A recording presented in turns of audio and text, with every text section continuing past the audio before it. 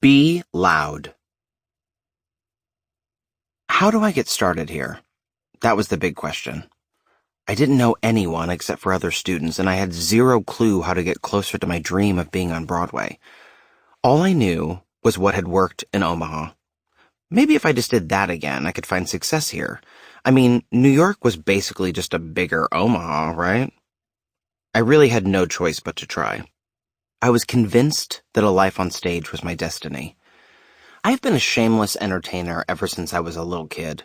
Singing and dancing in front of people, telling stories and trying to get people to laugh, I loved them all.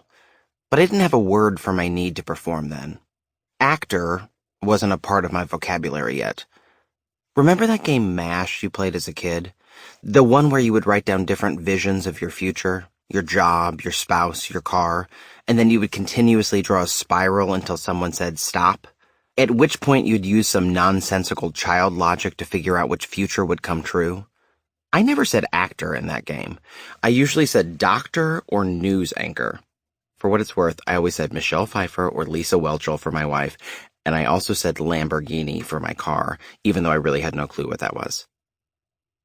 Even though I had seen my sister Becky in high school productions of West Side Story and Fiddler on the Roof, both productions were all Catholic, all white, and filled with lots of questionable accents. I had never imagined myself up on stage with her. The actors were all in their teens. I was a tiny child. I figured I would have to wait until I was older to have my turn. Then came the day when my Catholic grade school, Our Lady of Lourdes, took a field trip to the Emmy Gifford Children's Theater, Omaha's premier and only children's theater. My class saw a production of Frankenstein, and there was a little boy my age in it. Suddenly, an intense envy sank in. I had always been jealous of Ricky Schroeder on Silver Spoons, both of Ricky Schroeder the actor, getting to be the center of attention like that, and of Ricky Stratton the character and the fact that he had an indoor fucking train.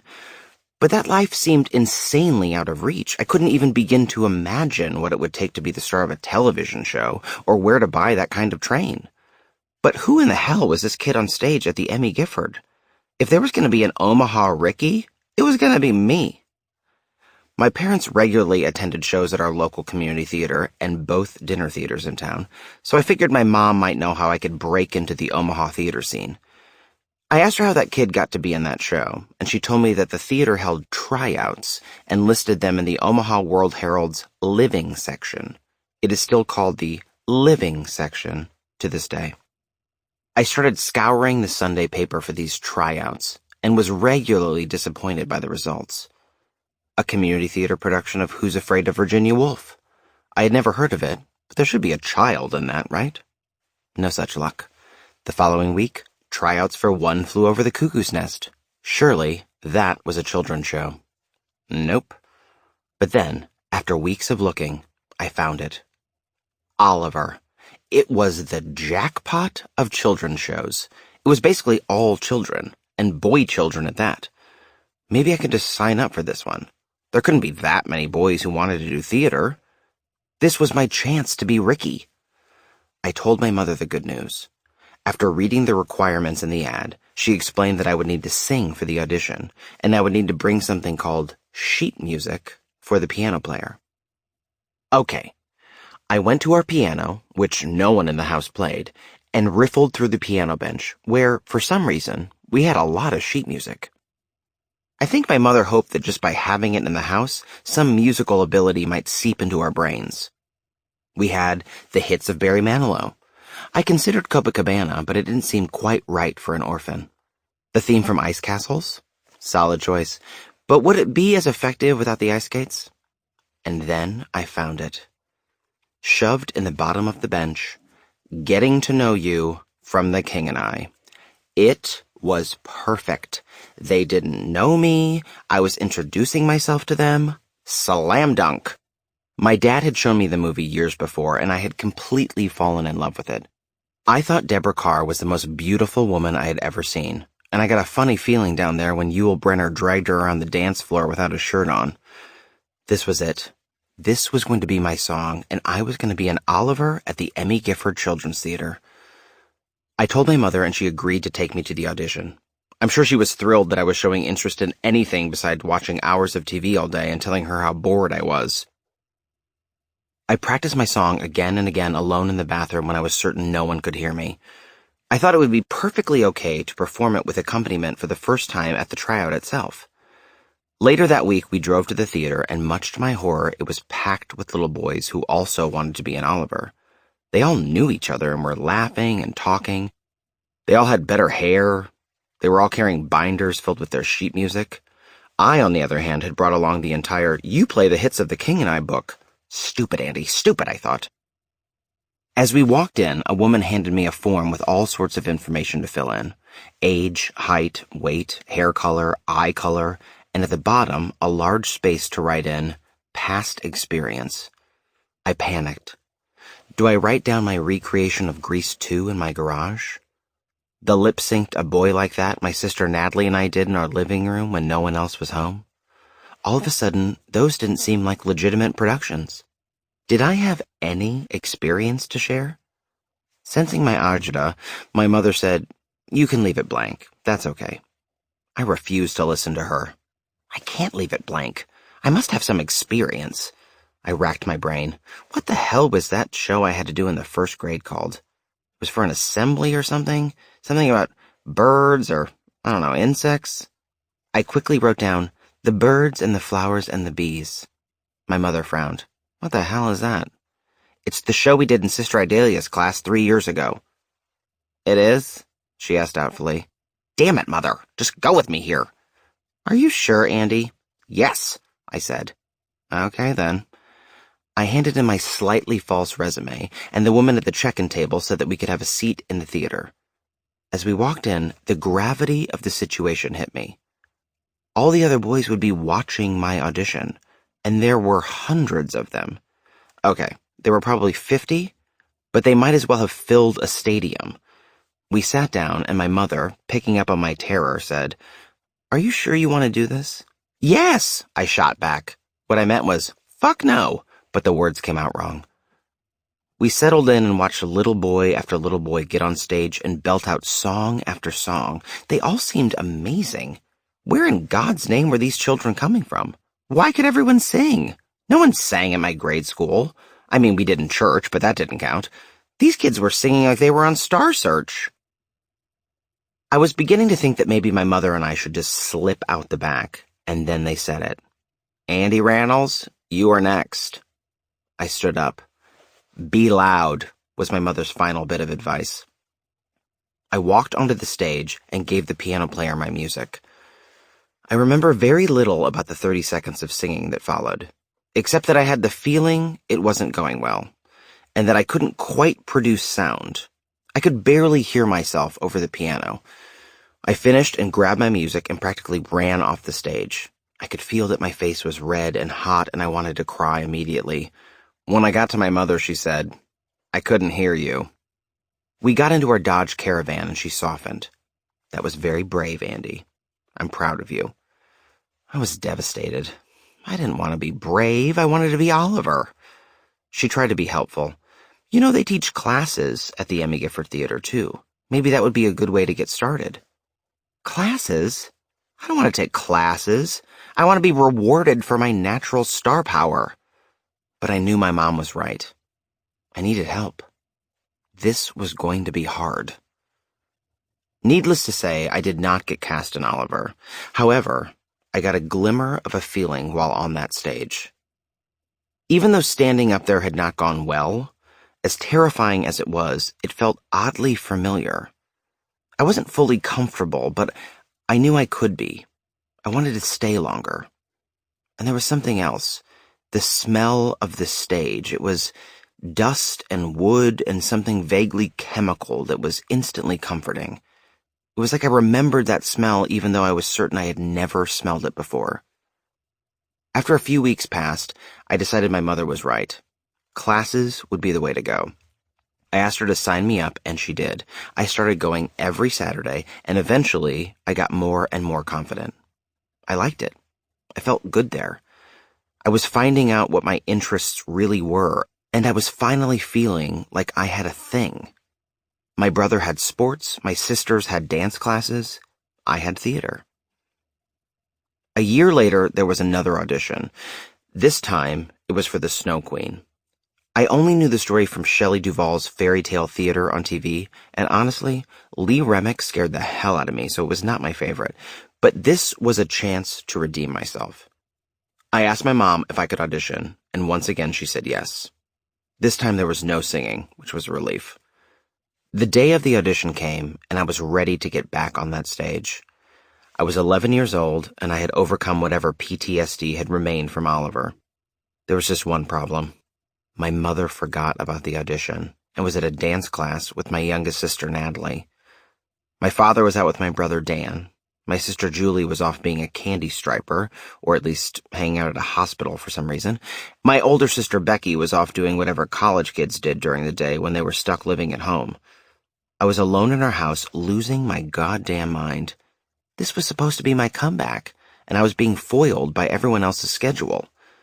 I remember pacing around the house, looking out the windows, willing someone, anyone with a driver's license, to come home. It was getting dark out, and I knew the auditions were coming to a close. I nearly started to cry, and then I felt foolish. Who was I kidding? I wasn't going to get it anyway. I was terrible at this. Yes, I took a class, but so did lots of kids. Who did I think I was? Lance Polikoff? He was the boy who was cast as Oliver. He seemed far too tall for the role, in my opinion.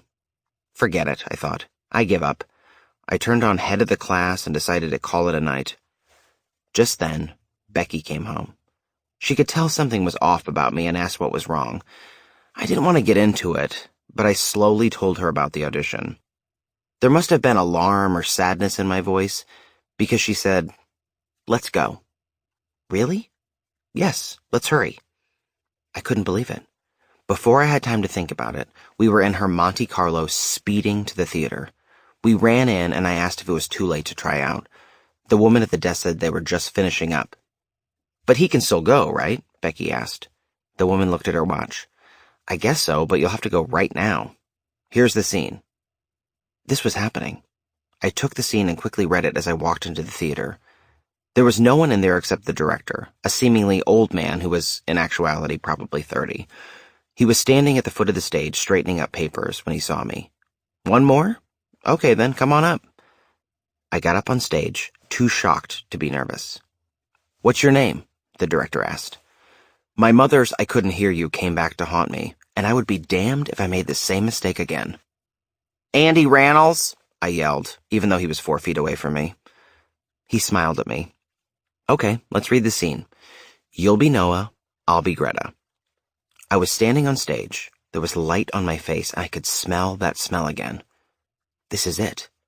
I proceeded to shout the entire scene at the director. I had no idea what I was saying, but it was loud. That glimmer of a feeling I had gotten in my first audition came back to me.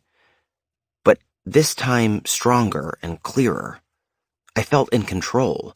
I felt like I had something to say and the skill to say it. I felt like I might be good. We finished the scene. He smiled again. "Thank you for coming in, Andy. They saved the best for last." I walked, or rather floated, off the stage. Becky was standing in the back of the theater. "Great job, Andy. I could hear you all the way back here."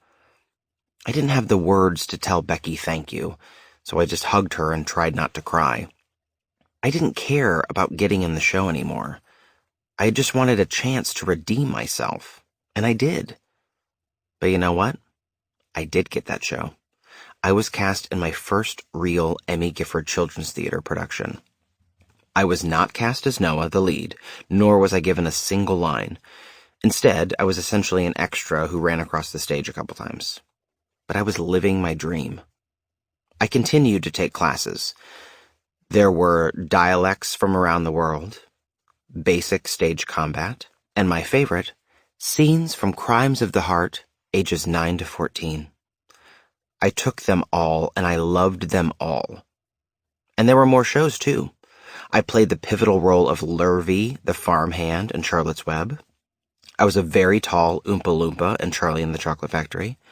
And I played a Celtic warrior in a politically correct version of Peter Pan.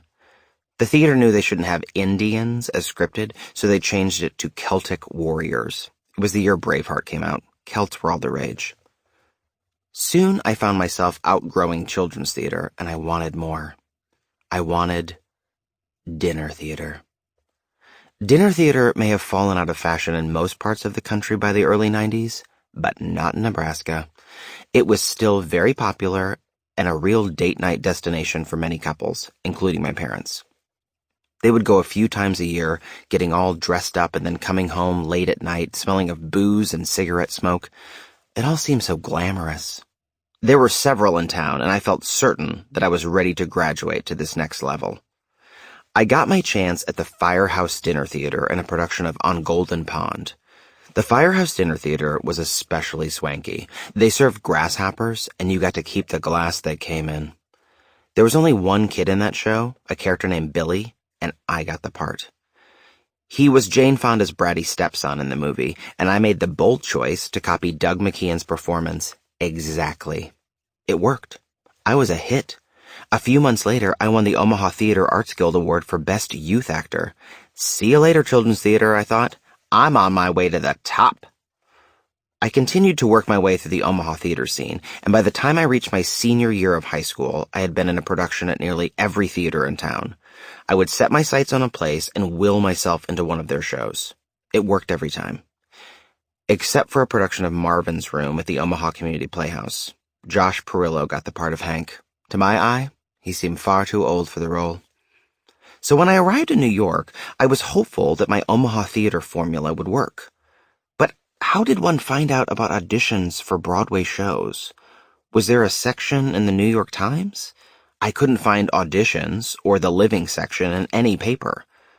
I had heard someone at school say that they had heard that if you took your headshot to the theater and left it for the stage manager, they would tell you when they were having auditions. That seemed easy enough. I had a headshot that a wedding photographer in Omaha had taken. I was wearing a black dress shirt from Yonkers department store and an oversized plaid blazer from Structure, and I had styled my hair to look like Zach Morris's on Saved by the Bell. In other words, I was nailing it. My resume consisted of all my Omaha credits ranked from largest role to smallest. Feeling good, I packed up my headshots and walked into Times Square. Though I wasn't certain that I could find the stage door to any theater, I was determined to make the effort. The first show I went to that day was Rent, which was also the first show I had ever seen on Broadway. It was my favorite. I listened to it constantly. I was sure I could be a mark if given the chance. I went to the theater and marched up to the front door. This was too easy. I rang the bell and a gruff man answered. "Can I help you?" he asked. "I'm just leaving this for the stage manager." "Great," he said before grabbing the manila envelope and slamming the door. Not exactly the warm embrace I was looking for, but efficient. "Okay, one down. Who's next?" I worked my way uptown. "Phantom of the Opera? Why not? I'm leaving this for the stage manager, please." "Done." "Miss Saigon? Hell yes." "For the stage manager." "Done." "The Life? I could be a hooker." "This is for the stage manager." "Done." "Smokey Joe's Cafe? There's a white guy on the poster, and that might as well be me." "This is for the stage manager." "Done." Soon I was out of headshots and exhausted, but exhilarated from strutting around Times Square. This plan had to work. Why wouldn't it? All my other plans had worked. Now I just had to wait. So I waited, and waited, and waited. Weeks went by, and I heard nothing. I was crushed. I worried that I had done something wrong, but I wasn't even sure who to ask. At this point in my college life, all I could do was turn to my first group of friends, a trio of girls from Long Island, 2 Lizzies and a Samantha, who knew everything and cared about nothing, and who would only last for another week or so until I realized I had better, nicer options. They seemed fancy in a Dance Party USA way, and their accents were both grating and intriguing. Samantha even had a manager. "He wants me to focus on film and TV," she used to say all the time. I'm pretty sure he was her uncle and she was fucking him, but a manager is a manager. I decided to tell no one about my headshot stage door tour. I didn't want anyone stealing the idea, but out of desperation to share my disappointment, I told Samantha. She laughed in my face. "Are you serious? I'm sure they are all in a trash can." Could that be true, I wondered? Am I the laughingstock of Broadway right now? Is every theater making fun of my headshot, my resume, my blazer? I felt disgusting and sad, and I hated Samantha for telling me this. I quickly changed the topic.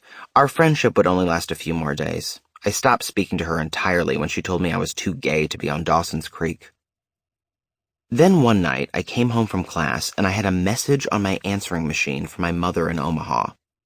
"Hi, Andy. Just calling to say hi. I also wanted to tell you that Jean Pluhacek passed away. Apparently she choked on some chicken and a Chinese chicken salad at her niece's confirmation party. Sad. Oh, also, you got a call from someone from Rent that you have a tryout on Thursday to be an angel. I think that's what the gal said. I wrote it down. Call me later." What in holy hell was she talking about? Why did Rent call her? Was this a prank? Did Samantha do this to get even with me for telling people she was sleeping with her manager, who was also her uncle? Then I remembered that I had never changed the number on my resume. It was still my parents' number in Omaha. I was leaving the fate of my Broadway dreams to my mother. How many offers had I missed these past weeks? I called my mom immediately. "I just got your message. What's happening?" "Well, the chicken got caught in her trachea, and no one even knew she was choking until she passed out. But even then, they just thought she was napping. It's all so sad." "Not that part. The Rent part." "Oh, sure. You have a tryout on Thursday for an angel. The gal wants you to call her back." I didn't have the emotional strength to explain to my mother that it wasn't for an angel. It was for the angel, and Rent was the biggest show on Broadway. I took the number, listened for a few more minutes about the funeral arrangements for a woman I was certain I had never met, and then I danced around my dorm room like a maniac. My plan did work after all. Fuck you, Samantha. I didn't fully realize at the time how remarkable this really was. I had not followed protocol at all. Dropping off headshots at the stage door wasn't really a thing. It was just something I didn't know any better not to do. But it worked. It was too late to call the casting director that night, so I had to wait until the morning. My mind raced with the possibilities. I didn't really see myself as Angel, but I was flexible. I could do that. I would have to learn how to drum. I wondered where I could find some empty buckets to jam on. The next day I phoned, and just as my mother had said, I was being called in to audition to replace Angel in the Broadway production of Rent. The audition was in 2 days, and I would need to prepare Today for You and I'll Cover You. I already knew both songs and was prepared to sing the whole score if need be. The woman from casting then said, "Where can we fax you the sides?" Faxing. Sides. Show business. I had the sides faxed to the front desk of my dorm, and then casually wandered through the building waving them around, praying someone would ask me what I was up to. What am I doing? Oh, I'm just getting ready for my Rent audition on Thursday. I have this material that was faxed to me just now. I really should be going. I have a lot of prep work. The day arrived, and I was ready. I skipped my classes, put on my new Calvin Klein carpenter jeans and a ribbed t-shirt from the Gap, and waltzed into that casting office ready to fulfill my destiny. The room was packed with young Latino men, all dressed in various stages of drag. Oh my God, I had not even thought about that as an option. Why didn't I put on some lipstick or something? Then part 2 of the reality of this audition set in. Angel was Latino. I was not Latino. I was the opposite of Latino. It hadn't occurred to me that this might be a problem. Our most recent version of West Side Story in Omaha had featured a blonde Maria, and no one cared. I can still make this work, I told myself. I took a seat and avoided eye contact with anyone. Through the wall, I could clearly hear the other men singing their faces off, and everyone sounded great. After listening to I'll Cover You on a loop for about 20 minutes, I was called into the room. Here it is, I thought. My first Broadway audition. There was one young woman behind the table looking at headshots and resumes. I saw mine on the table. She picked it up. "Are you Andrew?" By that point, I had started going by my full name. I was in New York now. "Yes, I am Andrew Rannells." "Thanks for coming in, Andrew. Are you ready to sing?" "Yes, I am." I was going to hit her with all of the Latin heat I could muster. "Before you sing," she said, "can I ask what your mix is?" My mix. My mix. What did that mean? She could see I was puzzled by her, what I now know is illegal, question. Like, where are your ancestors from? Oh, Poland and Ireland. She stared at my photo for a long time. So you're not Asian? No, not Asian. Was I supposed to be Asian? Did my mother tell them the Chinese chicken salad story and they got confused? The woman stared at me and then at the photo and then at me and then finally said, I guess you can sing anyway. I planted my feet and belted out I'll Cover You as best I could, trying to not be distracted by the fact that I was swimming in an ethnically confused haze. I finished the song and she gave me a half smile. You've got some real pipes. Thanks for coming in. That was it. I didn't even get to sing the second song I'd prepared. I walked out of the building confused, disappointed, and exhausted from the adrenaline crash that quickly set in. Did I blow it? Should I be mad? Should I be sad? It was supposed to be better than that. And then it hit me. I was back at the beginning again. All that work in Omaha didn't mean anything. I would have to start over. Did I have the strength to do that again? It seemed like a lifetime since I'd blown my Oliver audition, and yet the feeling was exactly the same. I felt so far away from everything I wanted. I decided to skip my other classes that day, and I just wandered around the city. I walked up to Times Square and weaved my way through the Broadway theaters. Their doors were right there, but I didn't know how to open them. As I walked around, I realized that I wasn't feeling the exact disappointment I felt after Oliver, because this time, I was feeling disappointed in New York. I was starting from the bottom, but at least I was living in New York now. It's not like I lost the role of Angel to Lance Polikoff. He was nowhere in sight. That in itself felt like an accomplishment. A couple weeks later, Rent announced their new Angel. It was Wilson Cruz from TV's My So-Called Life. I weirdly felt relieved. I couldn't compete with Ricky, but at least now I had a story. I auditioned for my first Broadway show. My New York career had started, and this time I was a little bit ahead, because I knew the secret to my past success. Be patient, be persistent, be loud.